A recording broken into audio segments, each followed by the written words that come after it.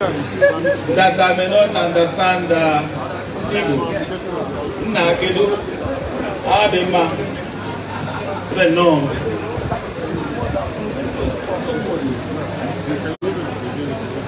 Let me also use this opportunity to welcome distinctively a son of the soil, the vice presidential candidate of Labour Party, distinguished Senator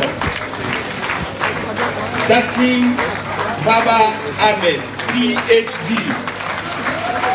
Dati Baba Ahmed, PhD, a distinguished entrepreneur of repute. Distinguished ladies and gentlemen, I'm delighted this evening to be the anchor and to state categorically that for all of us here, it is a patriotic call to duty, where the concept of citizens' engagement has come to bear.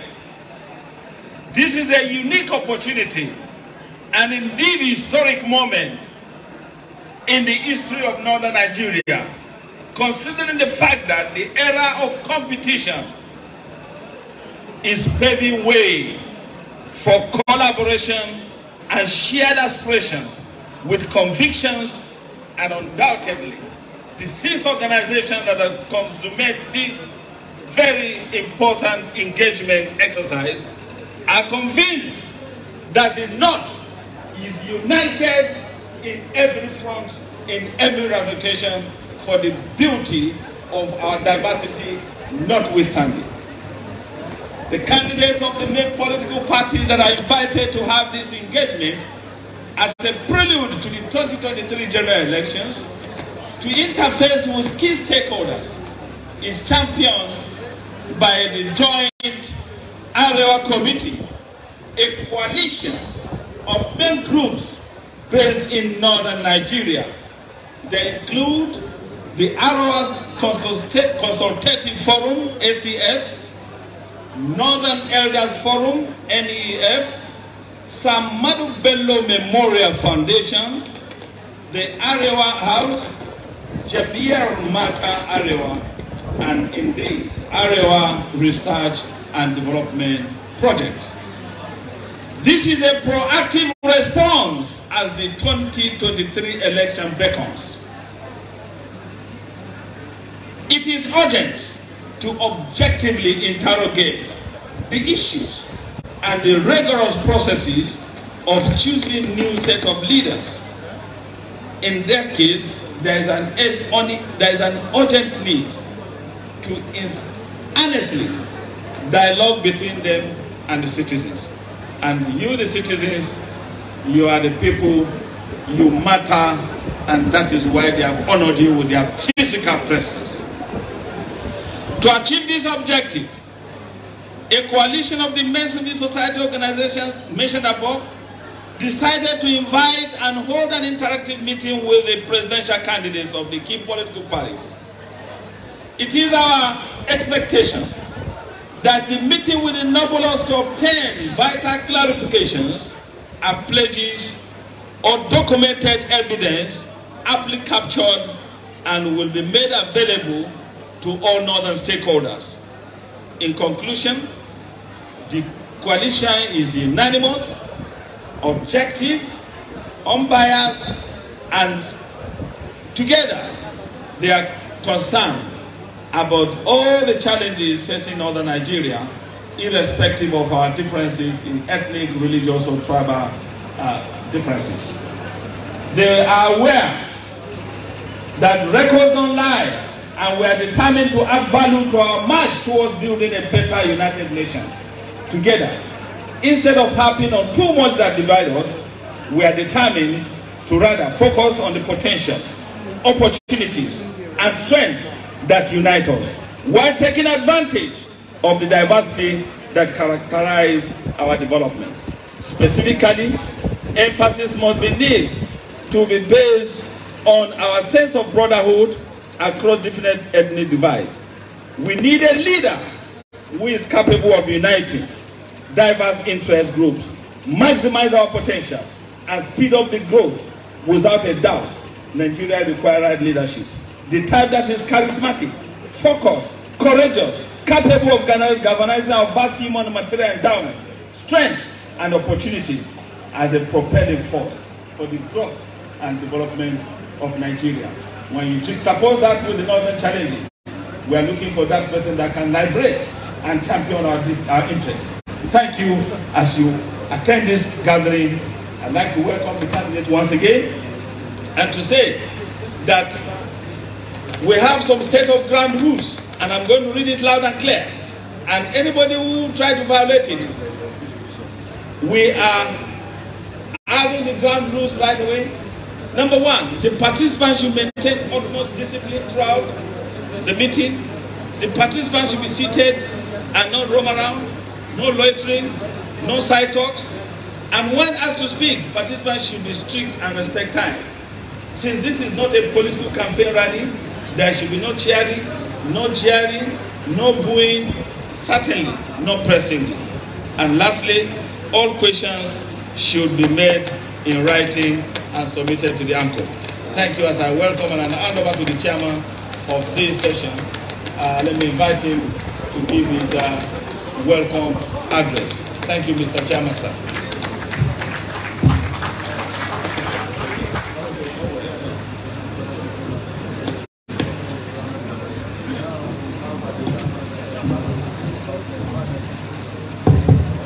أعوذ بالله من الشيطان الرجيم بسم الله الرحمن الرحيم الحمد لله رب العالمين وصلى الله على النبي الكريم. Your Excellency, Mr. Speaker Obi, our elders, distinguished ladies and gentlemen, Assalamu alaikum wa rahmatullahi wa barakatuh.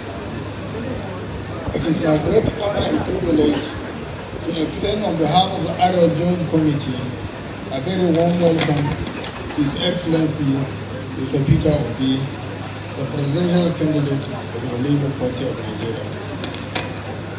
I welcome to this event your most loyal disciples, our brother Dr. Baba Ahmed, members of inner and outer report team. I welcome your friends and well-wishers. I also welcome our distinguished elders, honorable stakeholders, our guest members of the press, ladies and gentlemen. I can hardly express how delighted we are with the acceptance by Your Excellency to attend this important event. By coming in person, Your Excellency leaves no one in doubt about the importance and esteem of which you hold the people of Northern Nigeria. As you can see, the program is organized by the major civic societies and socio-cultural organizations in Northern Nigeria. They include the Arewa Consultative Forum, ACF, the Arewa House, the Ahmadu Bello Memorial Foundation, the Northern Elders Forum, Jam'iyyar Matan Arewa, and the Arewa Research and Development Project, and the youth organizations in the North. These groups have their different and separate identities, structures, and operative cultures, but although different in many important respects, they are united in the vigorous pursuit of peace, progress, and development of Northern Nigeria within the context of Nigerian Federation. Their decision to come together and establish a single platform to which engage closely with the presidential candidates for the major political parties in the 2023 elections is evidence, if any more is needed, that the people of illiteracy, unemployment, general poverty, situations of northern states differ quite markedly from the south and south of the country. Obviously, our concern and priorities reflect the challenges we face. Therefore, while we expect this meeting enable us to state many of our most serious concerns, it will be at the same time allow us to listen to Your Excellency also explain how you plan to address them when, inshallah, you win the election and take office as a president next year. To help facilitate this dialogue, we have prepared a short memorandum in which we identified some of the more urgent issues and other matters of concern to northern Nigeria today. In addition, we plan to make comprehensive report of the entire proceedings. When all is said and done, the outcome of this dialogue shall present a covenant between the incoming president and northern Nigeria. Once again, you are welcome. Assalamu alaikum wa rahmatullahi wa barakatuh.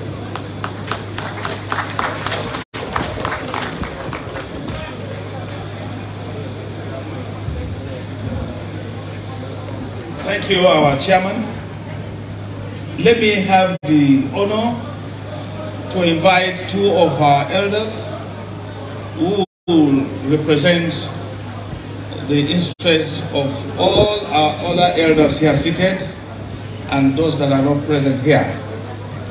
Their respected voices will come to bear. Let me have the honor to invite Professor Ango Abdullahi, the chairman and convener of Northern Elders Forum.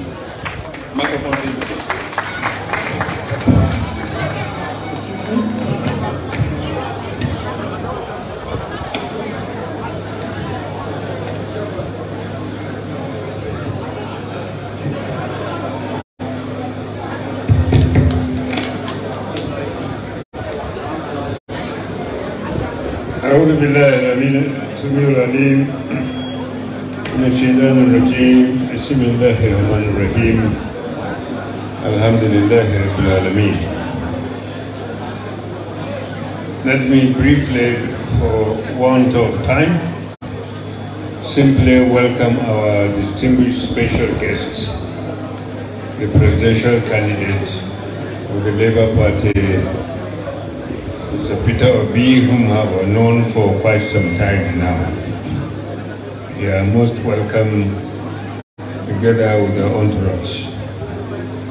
And may I, on behalf of Northern Elders Forum, that have contributed towards the establishment of this platform, thank all those who have worked very, very hard to make sure that this forum comes together because of the important issue that is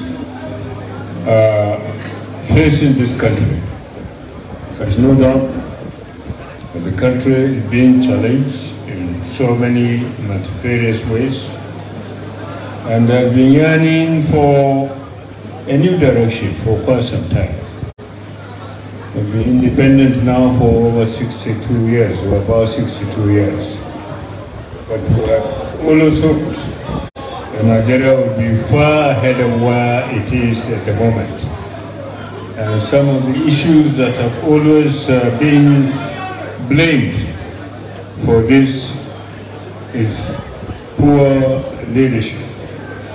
And this is why, over the years, perhaps we have not done what ought to be doing like we're doing now, to at any time interrogate, subject the people who are aspiring to be our leaders to be subjected, to be interrogated in terms of what they intend to do to help in the development of this country. So our presidential candidates, I join my other colleagues here in welcoming you here to share with us your views as well as our views in terms of the state of the nation today and what you expect through your leadership this country should be in years to come. So once again, we are very happy to have you here, and it's my pleasure welcome you on behalf of Northern Elders Forum and indeed on behalf of the platform. Thank you very much.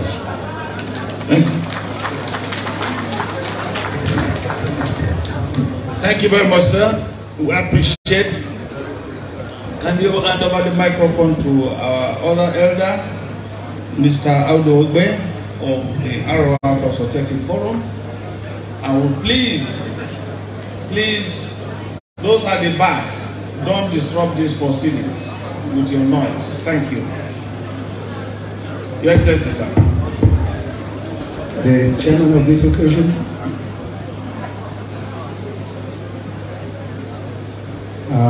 honored guests, Mr. Peter Obi and his running mate, distinguished ladies and gentlemen, this is a rather unusual occasion put together by a group of persons and interests from the north, taking slightly different routes but heading in the same direction. You have heard Professor Angu Abdullahi speak. We need not repeat everything he said. But the whole point is this, that our nation is experiencing pretty bad weather. Our economic situation is very, very fragile. Our currency is dying at an alarming rate because some of us grew up when the naira was $1.50. $1.50 to 1 naira, and 1 naira to 1 pound sterling. Then suddenly we had reforms. One of them baptized the Structural Adjustment Program, 1986, and we began to auction our currency on a weekly basis. Now it's 740 naira to $1. If you become president of Nigeria, what can you do to give life to this currency? Because the more you devalue your currency, the more you devalue your people. We have armies of youths with nothing to do. We have a local government system that is not functioning in many states. If you go to the local government area, you find nobody in the office until payday. And yet, allocations are sent to them every month.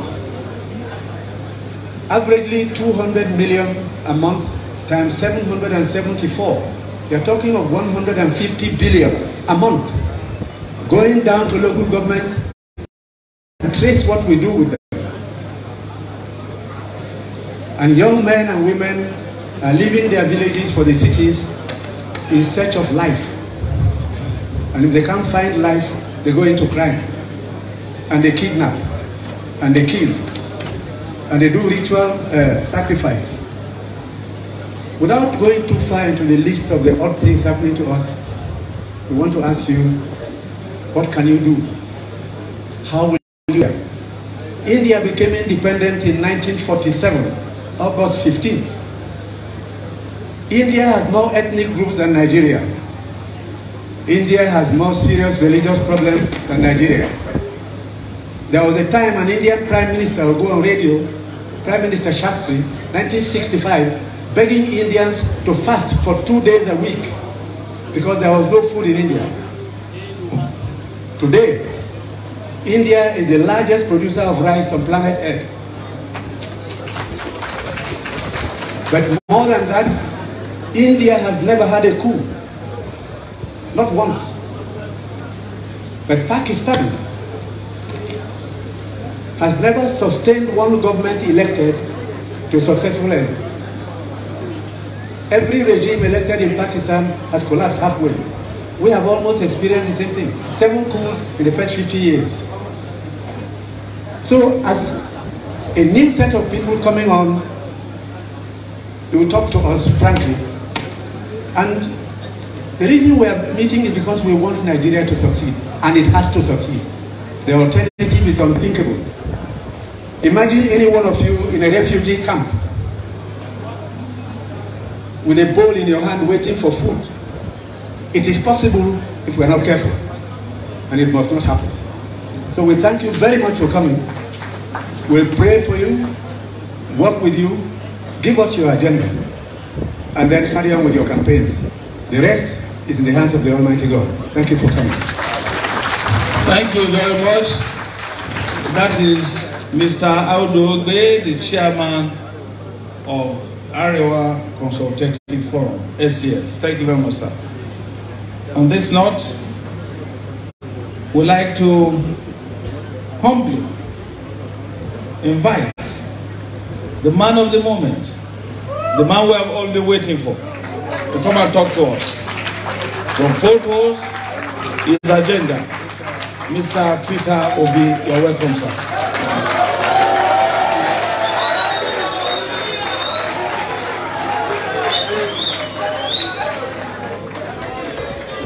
Somebody say I didn't introduce you. I said, do you need introduction?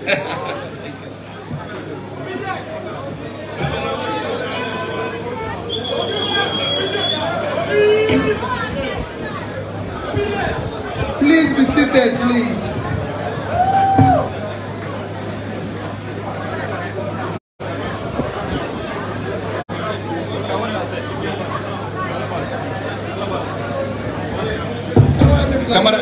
Cameraman, please. Please. Yes, please. The chairman of this occasion and all the dignitaries that are here, let me very respectfully stand on all existing protocols as already has been mentioned by my dear brother.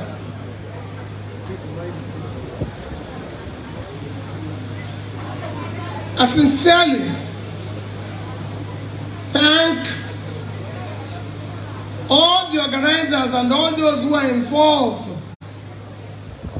in this interactive section, because I believe this is what we need in the nation. So I thank you for this wonderful organization and what you've been able to do. What you're doing today, I know is you mentioned that is for interactive section for the North, but it's for Nigeria. Because whatever we're going to do here will affect the entire Nigeria. I'm a Nigerian. And I'm running for the office of the President of Nigeria. So I believe that what you are doing is for the interest of Nigeria. And I thank you sincerely for that effort. I didn't know, and our chairman or vice chairman told me I was going to make a statement. I was actually expecting an interactive section. But I'll try and make the statement and then go to the interactive section. As I thank all of you, I listened to what the two leaders have said, Professor Ango and Arewa said, when they talked about the problem of the country. Everybody is aware of the problem of our country today. And that problem, as difficult as this, I believe it is solvable. It is not impossible. Nations have passed through that. Today our country have qualified as a failed state because I have made the two ingredients of what a failed state is all about. The two major ingredients: when you are no longer in control of your territory, and when you are no longer in control of your economy. We are no longer in control of these two. So we've qualified for it. But, and that has produced its own results. Because people ask me, how did we get here? What is happening here? I said, no country will not go through what we are going through today. If you have about 100 million people living in poverty, you are bound to have crisis. If you have 35% unemployment, in fact, we're very lucky for a nation of our size to have 35% unemployment. When you combine it with unemployment, it's about 60%, out of which 60% of those involved and your young ones in their productive age doing nothing with all the energy of the youth, and they don't have anywhere to exhibit or to do anything. You have a crisis. You have 20 out of school children. And coupled with this unemployment and youth unemployment, you have a higher drug prevalence. Drug prevalence in Nigeria today is 14.8%, when the global average is 5.8%. It's the highest anywhere. I can go on and telling you the problems of Nigeria, but most of them you know already. So they are not things that you want to hear any longer. What you want to hear is the solutions, because everybody knows the problem, everybody is suffering, everybody wants struggle. Nigeria is not bereft of ideas. Nigeria is not bereft of ideas or bereft of manifestos. There's very good reading manifestos. There's very good reading ideas in Nigeria. If you go where they are parked, they are beautiful. Them. What is lacking is the institutional weakness that is not allowed to deliver them, and the political way. The government we intend to form, I am that team, without him, we do things differently. We want to bring a transformative government, purposeful government that will start dealing with the issues. And those issues are known and very clear. The issue of security, which will be decisive. The issues of unity, which will be decisive. The issues of our economy, because it is critical. If you go today, out of the 10 poorest states in Nigeria, 10 is in the north.